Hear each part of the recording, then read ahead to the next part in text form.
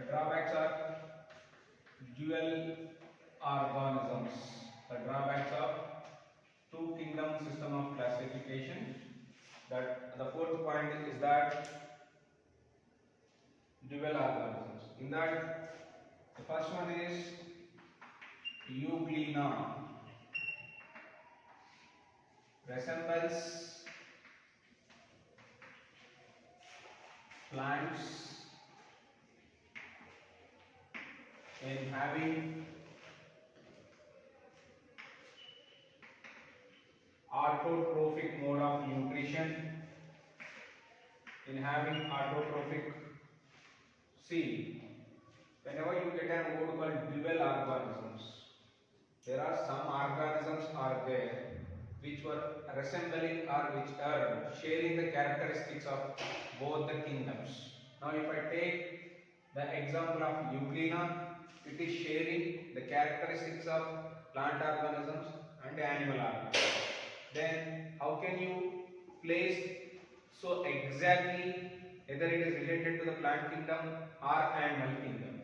So what are those features which were there in the Euglena organisms which were seen in the plant organisms? Is that so Euglena resembles plant organisms in having autotrophic mode of nutrition, as it contains chlorophyll pigment, as it contains chlorophyll pigment. That is one point where the Euglena sharing the characteristic of plant organisms. Next, however, like animals,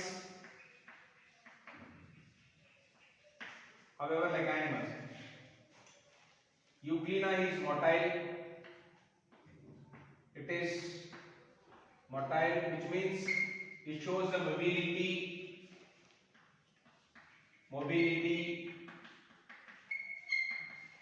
by having flagellum,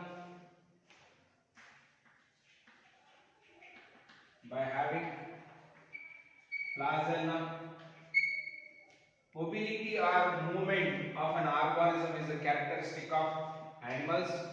Also, it lacks cell wall. Euglena do not have the cell wall, and it is having that a pellicle. It is a proteinaceous layer. That is.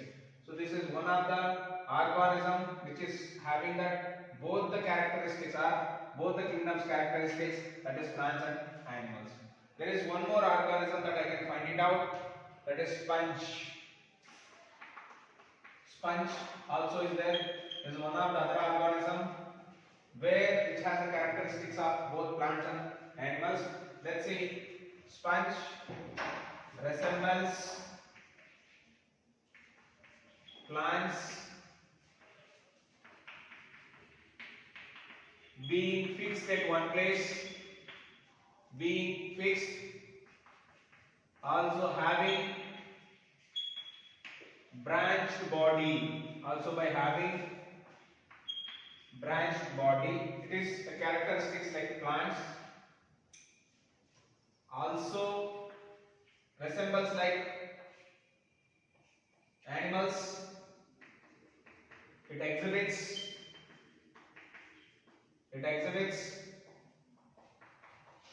Holozoic mode of nutrition,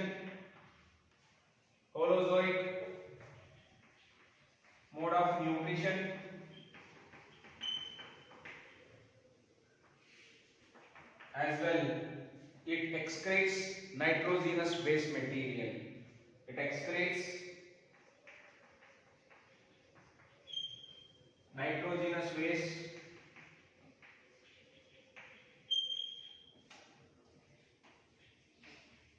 Nitrogenous waste material like animals. So this is one of the other drawback of two kingdom system of classification. The two kingdom system of classification has been proposed by Linnaeus that we have been seeing, And dual organisms, the organisms which are having the characteristics of both plants and animals. Euglena. Euglena resembles plant organism by having autotrophic mode of nutrition as it contains chlorophyll pigment, and also Euglena shows mobility or which can move with the help of having a structure called flagellum, and also it lacks cell wall. The lack of cell wall is the characteristic feature of animal cells. And next thing is that sponge. The sponge is going to be fixed at one place, and even plant organisms are also being fixed at one place and having branched bodies. Even the sponge also having that branched body kind of the structure as it resembling. These are the characteristics of the plant organisms. But they are also having the characteristics of animals by having that holozoic mode of nutrition. They are excreting that nitrogenous waste material. The excretion of the nitrogenous waste is the characteristic features of animal organisms. And we are having one more point. Let's see that what is that other drawback. I think it's clear so far.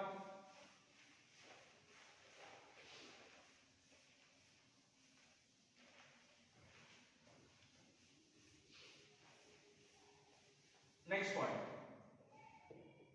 Some organisms like virus and lichens cannot be placed either of the kingdoms, like either in the plant organisms or in animal organisms, because of they are having some peculiar characteristics. Another point of drawback. Some organisms like virus or viruses and lichens cannot be placed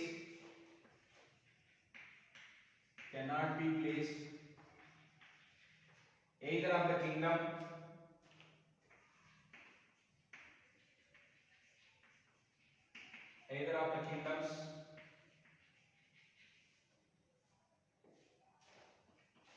because of peculiar characteristics. So these are all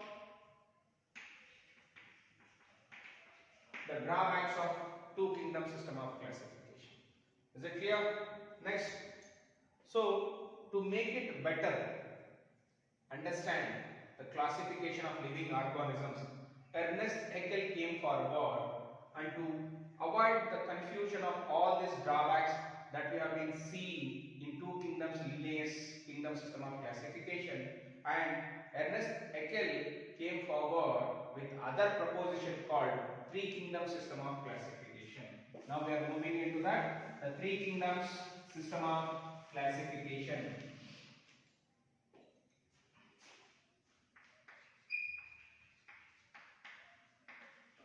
Three kingdoms system of classification.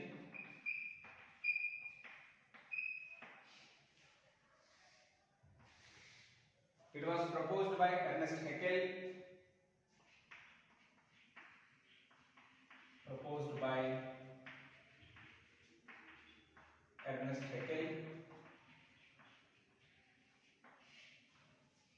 And what was the three kingdoms were there in this three kingdom system of classification are Protista, Plantae, and Animalia. See, whatever are the organisms like algae, fungi, bacteria, protozoans have been included in the kingdom of Protista. The other organisms like Plantae and Animalia has been included in that. So Ernest Haeckel has been included that most of unicellular organisms or microorganisms included in the kingdom called Protista, like let's say bacteria, algae, fungi, protozoa. Now, if some person came forward and he wanted to study something what has been included in the Protista, like let's say bacteria and algae, I say. So, as we already know that as bacteria is prokaryotic, which do not have the prominent nuclear membrane. Algae is eukaryotic, which has a prominent nuclear membrane. Again, there was a problem of that whatever are the organisms that have been included in the Protista kingdom, still they were facing some problems or drawbacks even in this kingdom also. Then there is another person called Copeland. He came forward with a new type of proposition that is called as four kingdom system of classification. Let us write about four kingdoms system of classification. So in that what he has done is that the prokaryotic organisms in one group, like let's say four kingdom system of classification.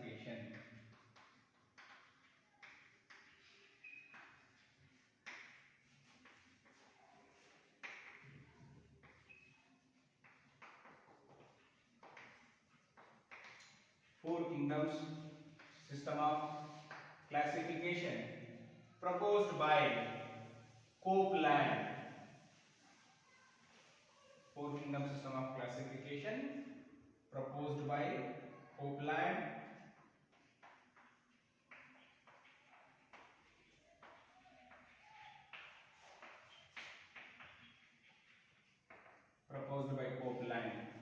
And what are those kingdoms that he has been included in that? Prokaryotic organisms like bacteria has been included in Monera.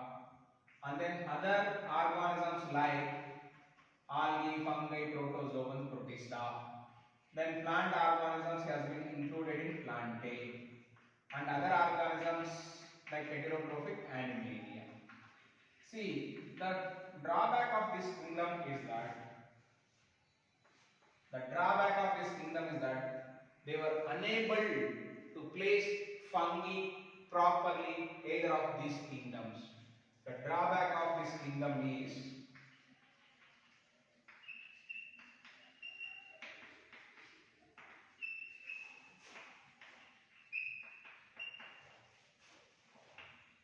they failed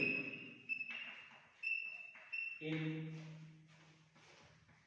placing of fungi